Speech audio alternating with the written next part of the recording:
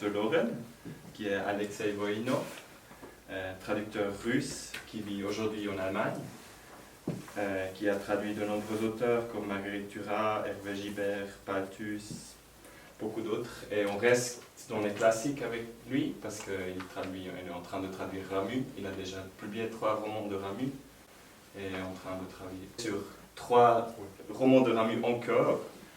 Et ça m'a fait penser aussi à la relation entre Céline et Ramu. Pendant mes propres recherches, c'est un auteur qui m'intéresse beaucoup aussi.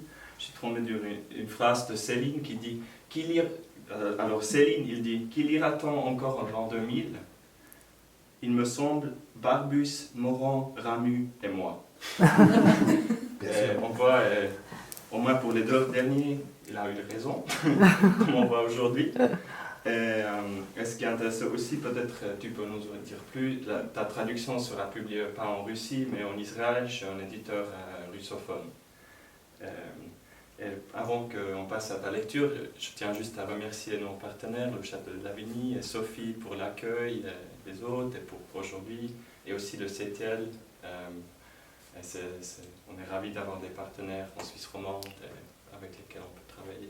On espère que ça continue. Voilà. Merci Steven que tu as précisé que je suis parti de la Russie parce que je me sens maintenant obligé de le préciser. Et voilà. Je pense que je n'ai pas besoin de dire qui est Ramu en Suisse, donc je passe à autre chose. Il y avait l'époque quand je demandais à tous les traducteurs que je rencontrais la même question. Qu'est-ce qui est le plus important dans votre travail?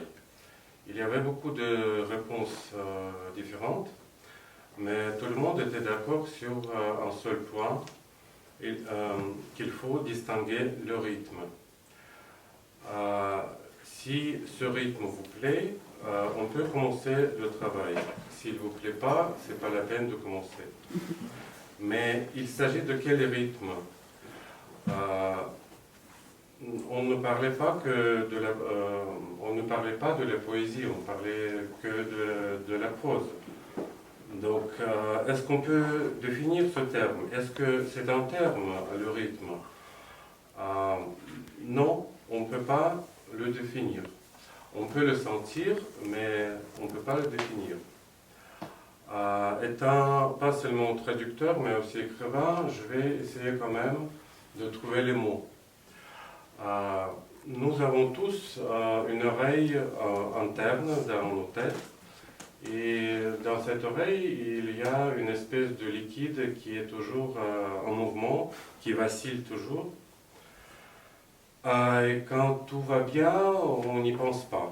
Mais dès qu'il y a un problème, avec cette liquide, nous sentons qu'on a du vertige,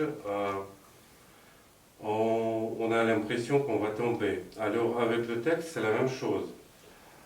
Si c'est mal écrit ou traduit, on a l'impression de broncher, de tituber. Donc ça veut dire que c'est une mauvaise traduction ou bien que c'est traduit par Google. Oui. Donc je vais lire un petit morceau en russe, un tout petit. Et j'espère que vous allez distinguer, entendre qu'il y a un rythme. Пока он шел, ничего было не разобрать. Только маячила среди виноградников большая корзина. Он сказал, мол, зовется Бессоном и плетет лукошки и коробы. Дело было лишь в том, хватит ли тут работы. Все ему так и сказали, когда он осведомился. Каждый лишь качал головой. Нам что-то не верится. Еще они говорили, слышите, нашему брату-то, виноградарю, чего ему надо, как нецельного дерева, а меж прутьев все только валится. Прутья для тех, у кого урожай по более размерам выходит. А он в ответ лишь засмеялся в свою курчавую бороду, и потом, и то верно, и далее, оно и не страшно. И он пояснил, что рассчитывает остаться в этом краю лишь на несколько месяцев, и что деревенька на взгорье ему так глянулась из-за удобства, ведь после обеда он ходит туда-сюда, чтобы продать свой товар, А тут, стало быть, горный склон и деревенька прямо посередине. А здесь, видите, спускаться быстро и подниматься не очень долго. С моим-то делом покупателя найдешь, только петляя от дома к дому. Ему сказали, ну, коль вы так считаете. Через несколько дней он вернулся, и было это в конце марта. Пришел он с большой корзиной, виноградники к тому времени все обрезали, там и здесь принялись рыть канавы. Он поднялся по косогору, где редки извилистые тропинки, и большей частью надо идти по скалам, прыгая с камня на камень. Шел он с западной стороны, вокруг было мрачно. Он пришел с большой белой корзиной, небо затянуло, озеро стало серым, горы глядели угрюмо. Je ne vais pas vous embêter trop longtemps avec une langue que pas beaucoup de monde comprend, donc je voulais quand même ajouter quelque chose qui m'intéressait dans mon travail. En fait, les traducteurs adorent parler des problèmes de la traduction.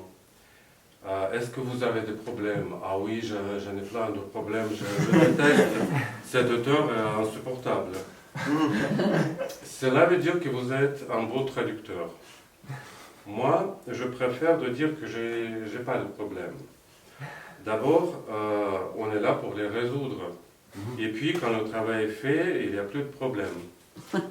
Je préfère parler des difficultés ou plutôt des spécificités. Est-ce qu'il y en a chez Ramu? Oui, beaucoup.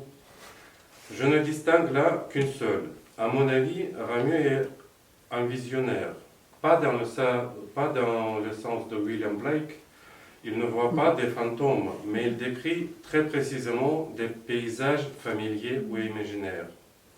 Et si vous vivez dans un pays plat, vous ne comprenez pas de quoi il s'agit. Je vais vous donner quelques exemples. Par exemple, les carreaux noirs de la Terre. C'est quoi? On arrive en Suisse et on voit que c'est les petits carreaux de terre où on pousse les lignes. Mais il faut le savoir pour faire une bonne traduction. Alors, par exemple, le ciel était en bas. Mais de quoi s'agit-il?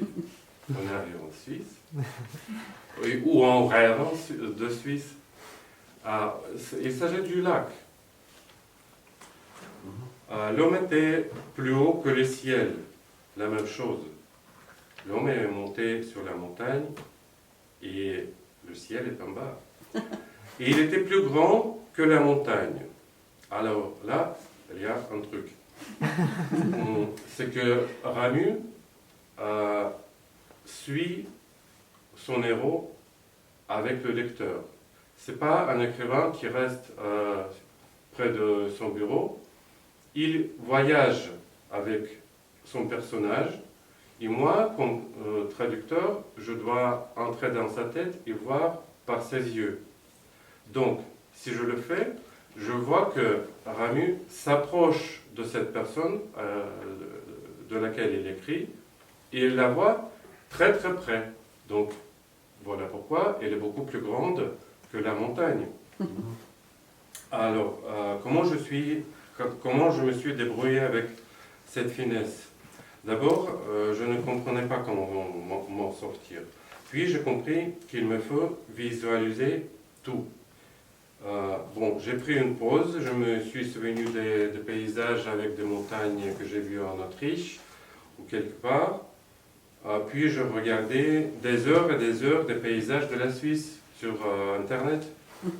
Et puis j'ai réalisé que Ramu, voilà ce que j'avais déjà dit, qu'il bouge, qu'il est quelqu'un de voyant. Par exemple, c'est pour ça que les villages ressemblent aux corbeilles. Parce que certains sont entre les montagnes. Donc c'est comme dans une corbeille. Pour les Suisses, c'est évident, mais pour un étranger qui ne veut pas dans les montagnes, il faut visualiser tout. C'est ça la solution.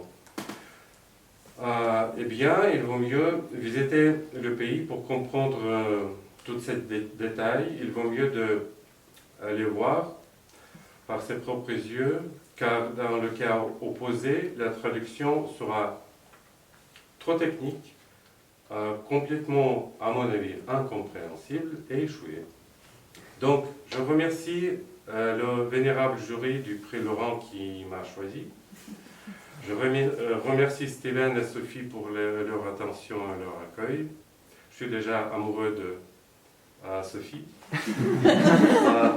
Merci à mes chers collègues que j'estime beaucoup et qui sont des grandes professions bouleversantes. Et là, c'est un bon moment pour faire un point final, mais mesdames et messieurs, je vous prie de faire une petite exception pour moi et de m'offrir encore 2 minutes de votre temps. Il y a quelque chose dont je ne peux pas me passer. Je ne suis pas seulement traducteur, mais aussi écrivain, donc j'aimerais bien vous raconter une très très courte histoire. Il y a un an, j'ai lu un message sur mon fil Facebook. Un de mes amis a écrit « J'aime beaucoup la peinture, donc j'ai pris un seau et je suis monté et je repeins tout le toit, comme cher ami. Mais maintenant, on n'y voit rien. » Alors, j'ai lu ce message et j'ai rien compris. Quel toit, quel seau, où il était monté. Il me fallait une demi-heure pour comprendre. Alors mon ami a repeint tout le toit pour cacher les croix qui marquaient la cible pour les bombardements russes. C'était le toit de l'université de Dnepr en Ukraine. Quelques jours plus tard, mon ami m'avait écrit un message personnel. Je suis dans les caves, je ne peux rien faire et j'ai hâte de lire ta traduction de Duras. Est-ce que tu pourras me l'envoyer par mail? Donc mon ami qui ne s'occupe pas de la littérature a un homme ukrainien dans les caves qui veut lire. Et c'est là que j'ai pris ma décision de ne pas laisser tomber 25 ans de mon travail et de continuer mon travail de traduction et d'écriture, de lutter contre la guerre et la violence des droits de l'homme comme je le peux, c'est-à-dire par la parole éternelle. J'espère que j'aurai assez de force et un jour je finirai mon livre sur mes amis en Ukraine. Merci à vous tous de m'avoir soutenu.